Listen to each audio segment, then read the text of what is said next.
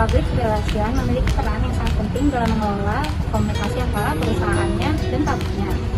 Dalam dunia transportasi, seperti yang kita tahu, PR juga berfungsi untuk merespon krisis dengan cepat dan efektif.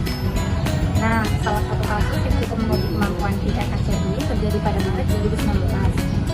Ketika terjadi kepadatan luar biasa dan antrian panjang di KRL jalur lintas Bogor. Penyebabnya, ternyata ada sebuah kereta anjlok yang mengganggu operasional yang menyebabkan penumpukan penumpang yang sangat besar. Kereta anjlok ini menimbulkan beberapa kekacauan, penumpang yang tertunda perjalanannya, gangguan operasional, hingga kepanikan di stasiun-stasiun yang terdampak. Disinilah peran public relation KCI sangat krusial. Bagaimana mereka bisa mengelola komunikasi, memberikan informasi yang jelas, dan meredakan kekhawatiran publik dalam situasi darurat seperti ini. Di podcast kali ini, kita akan membahas bagaimana KCI menghadapi situasi tersebut. Mulai dari cara mereka menangani krisis, hingga bagaimana mereka menggunakan media dan kanal komunikasi untuk menjaga kepercayaan publik. Kita juga akan melihat langkah-langkah PR yang mereka ambil untuk mengurangi dampak negatif dan memastikan pelayanan kembali berjalan dengan normal. Halo teman-teman, selamat datang di podcast kita kali ini. Kita kembali lagi dengan topik yang menarik dan pastinya santai tapi tidak berbobot. Hari ini kita akan ngomongin soal public relation dan bagaimana perannya dalam menangani krisis besar. Kali ini pasti ingat kan kejadian kereta anjlok KCI di Maret 2019. Nah, hari ini kita bakal bahas gimana PR berstrategi dalam menghadapi kasus tersebut. Betul banget Han, itu adalah salah satu kejadian besar yang melibatkan banyak pihak, mulai dari penumpang, media, sampai pemerintah. Tapi gimana sih sebenarnya cara public relation bisa menjaga citra dan mengelola komunikasi di saat krisis seperti itu? Yuk kita bahas lebih dalam.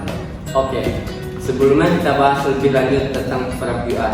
Yuk kita ulas dulu sedikit kejadian kereta anjlok ini. Jadi pada 10 Maret 2019, sebuah kereta api KCI rute Jakarta Bogor mengalami kecelakaan di dekat stasiun Halim. Benar sekali Han, ini juga menyebabkan gangguan besar dengan sistem transportasi KRL yang menghubungkan Jakarta dan kota-kota satelit. Dalam situasi seperti ini, tentunya ada dua hal besar yang harus kita dihadapi oleh KCI: menangani penumpang yang terluka dan mengolah informasi ke publik. Nah, disinilah peran public relation jadi sangat penting. Nah, ngomong-ngomong soal peran PR, kita tahu PR itu nggak cuma soal media relation atau komunikasi sehari-hari ya. PR juga tertanggap banget dalam situasi krisis. Salah satunya, tugas utama mereka adalah mengelola informasi yang terbesar ke publik dan memastikan bahwa perusahaan tetap dipercaya meskipun sedang menghadapi krisis besar. Betul banget. Dalam kasus kereta anjlok KCI ini, tim PR KCI langsung berkomunikasi dengan media untuk memberikan informasi yang akurat dan jelas. Mereka harus memastikan kalau publik tahu apa yang terjadi, apa yang sedang dilakukan. Saat kejadian itu terjadi, meskipun ada kekurangan dalam respon awal, secara keseluruhan KCI dengan tim PR-nya berhasil mengatasi krisis ini dengan cukup baik.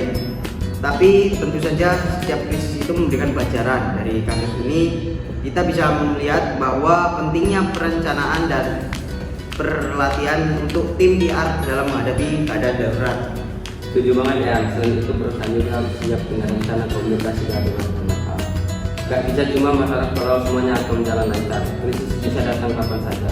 Jadi PR harus punya strategi yang jelas dan tepat dalam respon. Jadi teman-teman, bisa kita simpulkan kalau peran public relation dalam kasus kereta anjlok KCI ini sangat krusial. PR nggak hanya berfungsi sebagai jembatan antara perusahaan dan publik, tetapi juga sebagai pengelola krisis yang menjaga citra dan kepercayaan masyarakat. Betul ya, dan itu adalah hal yang sangat terlupakan dalam situasi krisis bahwa PR itu bukan hanya soal mengatur kata-kata, tapi juga soal menjaga hubungan baik dengan semua pihak yang terlibat. Semoga pembahasan kita kali ini bisa memberi wawasan baru ya. Terima kasih sudah mendengarkan podcast kali ini. Jangan lupa untuk follow dan share podcast ini ke teman-teman kalian. Sampai jumpa di episode selanjutnya. Sampai jumpa dan tetap semangat.